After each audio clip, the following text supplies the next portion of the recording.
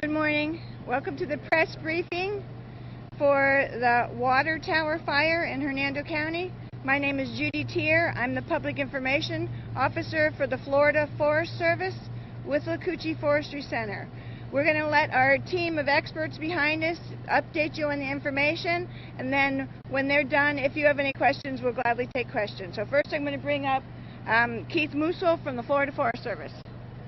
Good morning. Thank you for being here. Just want to give you a quick update on the water tower fire. Yesterday we had 7 dozers, tractor plow units on this fire, 4 engines, and 2 helicopters, plus all the other agencies. I'll let them speak to what they had on scene, but it was a cooperative effort to get this done. As of this morning, we're considering this fire to be 75% contained, and it's right now at 1,100 acres. We do have a line all the way around it. That is a line of mineral soil on the south, on the east, and on the north side, and shoreline is our containment line on the west side. At this time, it's still burning interior. As you can see by the smoke column that's still coming up behind us. We want to stress that please be careful on the roadways and the smoke that's out there. As we are as close as we can get to pretty much the Gulf of Mexico, so we will see weather that will push the smoke back towards 19 later in the day, and then back to shoreline as the evening progresses, and it's settling on shoreline as we speak. Any questions for me? Thank you. And good morning. I'm Deputy Chief Kevin Carroll with the Hernando County Fire Rescue. I'd like to thank all of you for coming out here as well this morning, on this early, brisk morning. In saying that, just want to reiterate a couple of things. Hernando County Fire Rescue had 14 units out here throughout the day. We had brush trucks, we had fire engines, and other support crews and functions that were assisting us.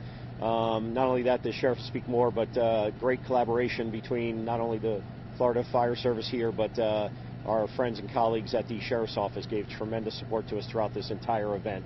I think the most important thing is to let the folks know in the Hernando Beach community, and those who are concerned about the extensive smoke that may be blowing eastward or to the southeast and hitting the other areas of Spring Hill and Hernando County, that right now we do have a fairly good containment on the fire. I believe now we're at 1,100 acres and 75% containment. And just want people to know that we are doing everything to make sure that they are kept safe. Just some concerns about the smoke. Obviously, those who have some severe respiratory issues, if the smoke is heading towards their home or causing problems for them, they may want to consider moving in, inland a little further. Maybe they have some friends or family that they could spend some time with until some of this smoke dissipates, as some of the other areas are burned off throughout the day or upcoming days. Other than that, it's been a very great collaboration between all of us, working very hard all throughout the night. Matter of fact, the last couple of nights we've been out here, and things I think have gone quite well and probably a little better than we expected. So in saying that, if you have any questions for me, we're going to continue to be out here all day today, and as long as it takes to ensure the safety of the public. And can you speak to any evacuations? I mean, are folks being allowed to go back in? We saw, Sure. Allowed to go back in. Just so you know, initially when the fire first occurred, especially yesterday morning, it was unfortunate. There is a church right in the path of where this fire initially started. It was some great concern to us initially, but due to some aggressive backburning by the forestry division, we were able to make sure that the fire stayed a significant distance from the church. And we did continue to keep crews there to monitor that on a regular basis throughout the day. As far as evacuations, there was only one home, which was on the west side of shoreline. This is shoreline that's right behind us here. It was on the west side. The only reason we evacuated that, it was a voluntary evacuation, was due to fires possibly spotting or igniting across the street due to the change in the wind direction. That did not occur. The property was kept safe, the resident's home was kept safe, but again, we do appreciate their cooperation in having voluntary evacuated just in case, because there was only one way in and one way out. At this time, we have no other structural concerns. The church still continues to be protected and safe. We have no concerns at this moment in time to the homes to the west and southwest of the fire, nor to the east at this particular moment in time.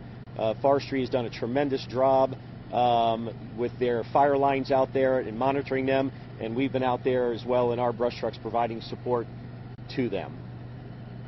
Deputy Chief, give us an idea of the key time you're looking at today when we see this wind change.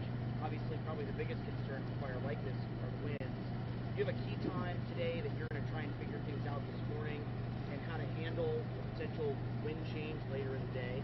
I'm going to defer to my forestry friends because they have contact with all the meteorology information that we would need for that. Yeah, we ran a spot weather this morning, so the good news is the humidity is looking much better than it did yesterday. We're going to have very similar winds that we had yesterday, starting north-northeast, switching in the afternoon north-northwest. We do not think that that's going to be a problem. Of course, we'll watch it. Some times that we'll be looking at are 11 a.m. and 2 p.m. So, but we're committed to this. We have lots of resources. I will tell you that we did bring in heavy equipment last night, so those lines that we put in were anywhere from 25 feet to 40 feet wide. So we've really widened those lines so we can extend that protection. So. You guys mentioned too that 75% contained. Can you specifically pinpoint, I guess, the area where it's not contained? Because I mean, we see a bunch of smoke coming from the area behind you. Is it a certain street or a certain area? There's a line all the way around it. One of the concerns is on the north end. You want to talk about that pocket? We did a burnout on it last night, but the humidity came up, so the fire only went in so far. So I refer to it as we got a donut hole out there. And that's the unburnt with inside our containment lines.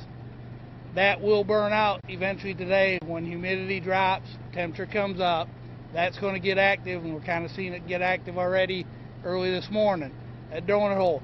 But containment means we've got a line all the way around it. 75% means that we still may have spots outside the lines that we could not identify last night. So that's why we're leaving at 75% containment till we can get our fixed wing up in the air. He can get a good look at it and make sure nothing's outside our lines.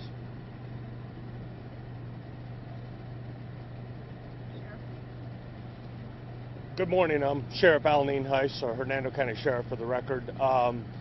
We're acting mainly in a support role to our friends in the Forestry Service and the Hernando County Fire Department.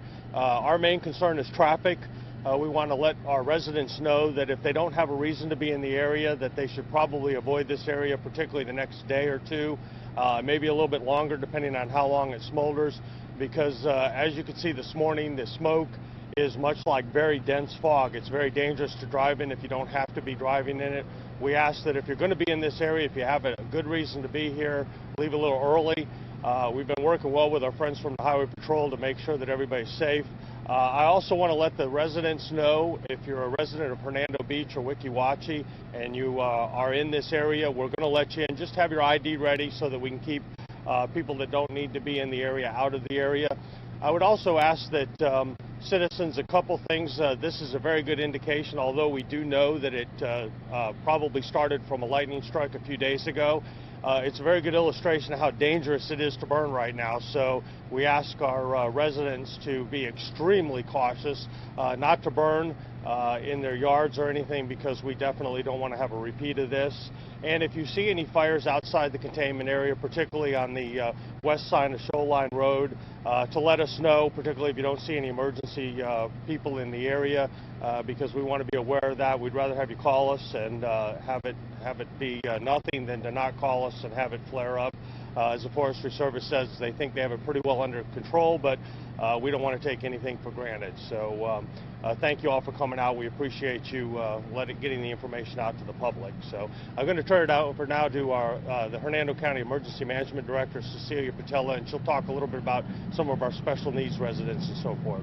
Cecilia? Thank you, Sheriff. Good morning. Cecilia Patella, Emergency Management Director for Hernando County. The Emergency Operations Center has been consistently engaged in the process since we received the first notification of this fire yesterday, the day before at 7 p.m. Since then, we've been closely monitoring and staying in communications with our friends at Hernando County Fire Rescue.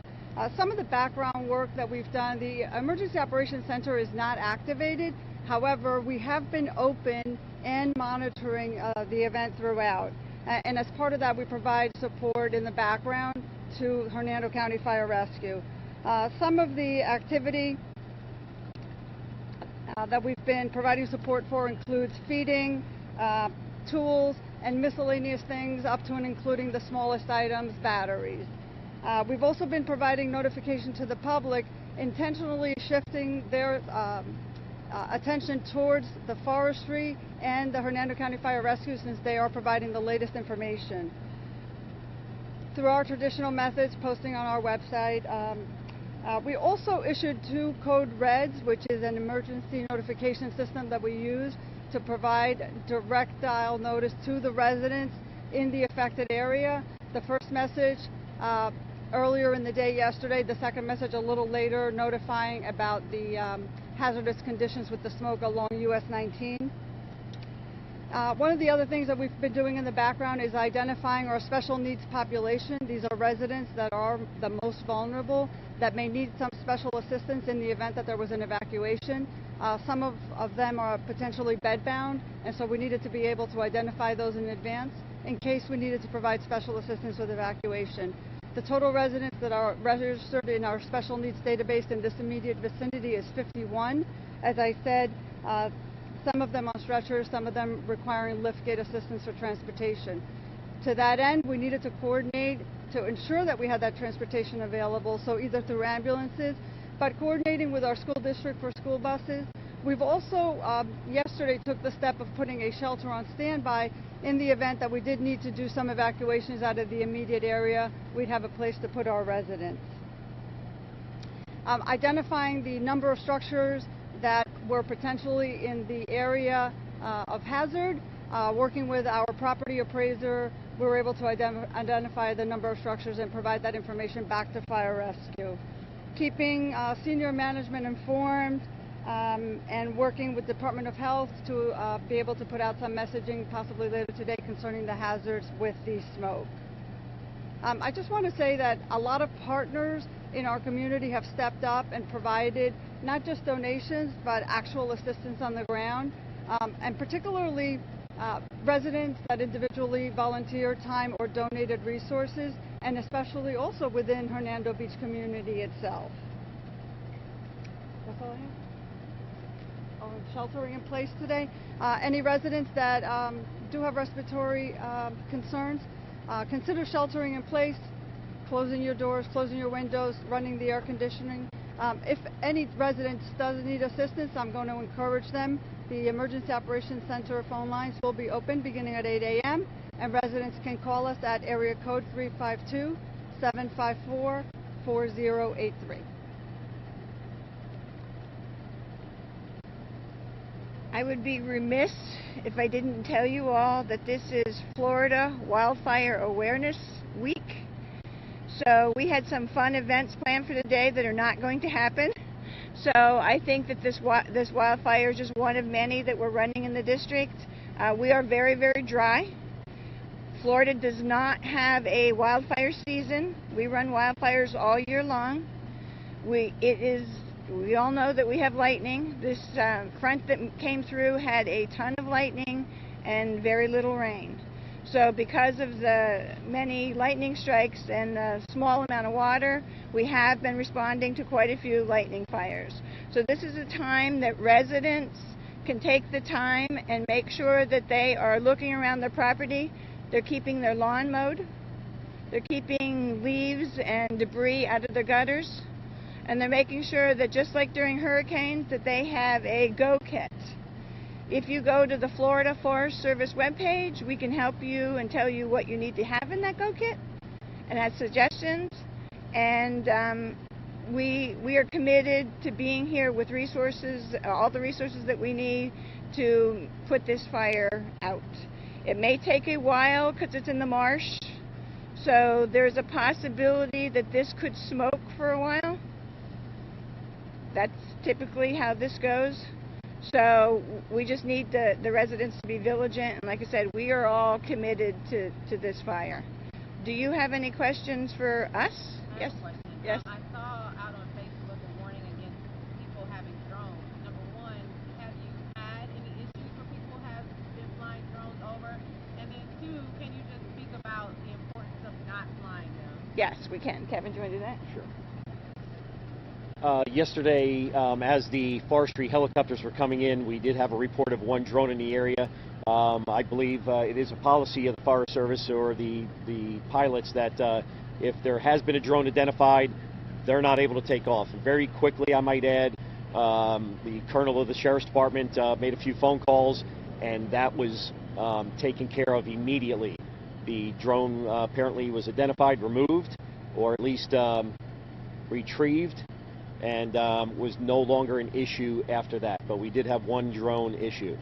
If I could add to Judith and Director Patella both touched on this. Not only has this been a tremendous collaboration between the Florida Fire Service, the Sheriff's Office, Emergency Management, our own county has been extremely supportive, from County Administrator to all of our commissioners, who a couple of them did spend some time out there. But I cannot overemphasize the support from the community when it comes to food, water, drinks, restaurants that donated food out here.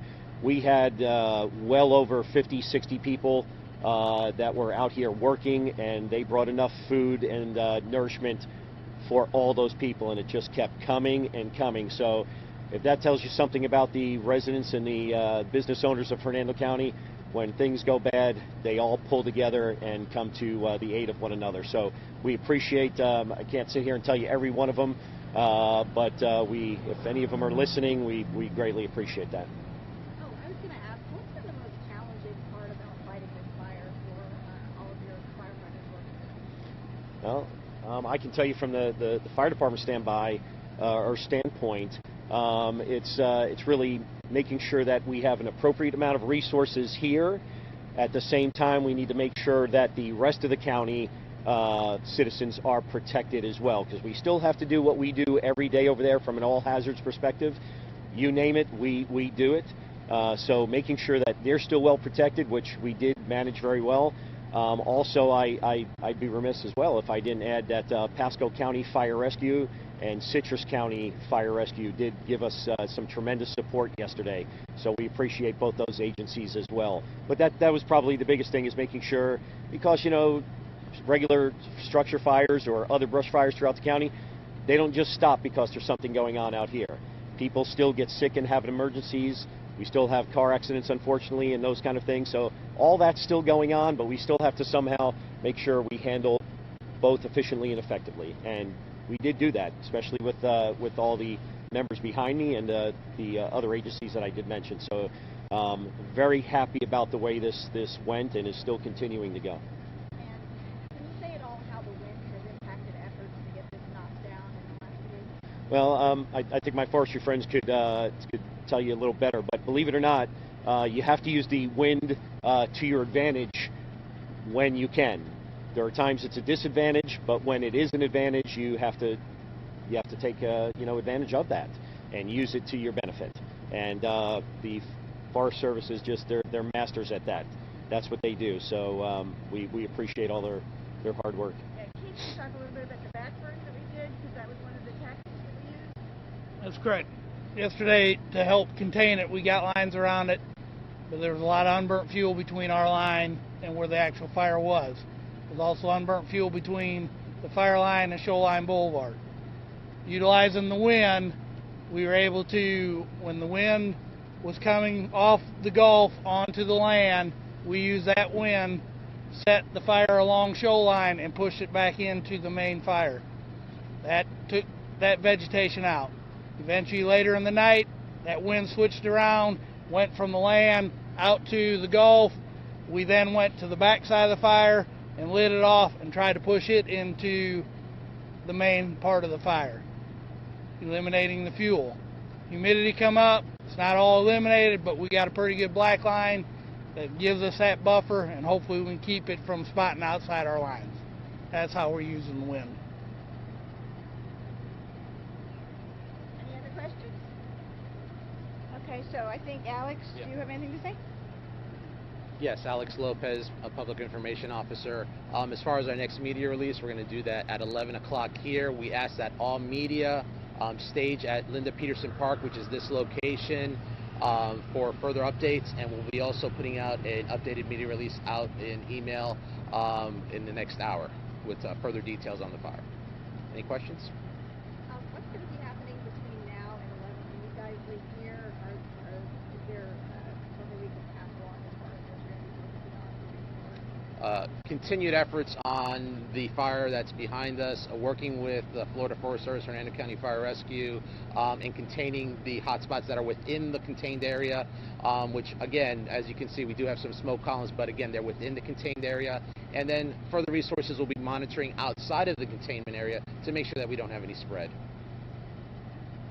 We'll really be looking for our fixed wing plane. Was up yesterday, and that fixed wing plane is a Florida Forest Service plane, and he circles and just flies circles around it, and he kind of is our eye in the sky, and he'll tell us what the fire's doing, and he also will do some mapping of that fire. So we expect to get that plane up today, so we'll be able to see it from the air, so that it might give us a little bit, better feel of what's going on down there. We will be switching out crews. We'll have day crews coming and relieving the night crews. So that's pretty much what we'll be doing. Both Alex and I are using Twitter, so we've been pretty active with that yesterday. We were posting a lot of pictures. I had some flight pictures and a little video that we posted out. So if you want to follow me on Florida Forest Service, so it's FFS_with La Cooch. Okay? Alex, you want to tell them yours? Yes, we are on Twitter and Facebook, and just search for Hernando Fire, and you'll be able to follow us there. And we're also providing updates as we get them from the field. Okay. Injuries to firefighters or anyone? No, yes. And that's one of the reasons you had talked earlier about the road closure. Okay, so some of it is for the citizens' protection because of the smoke, and some of it, as you can see, as we did this press briefing, all the engines and the vehicles that are going up and down, we're concerned about our staff safety too. So for safety purpose, if we can restrict the flow of that road, that would be a great thing. But yeah, so far we've done really, really well. We've taken it slow and we've played it safe for everybody. All right, no more questions, thanks. Thank you.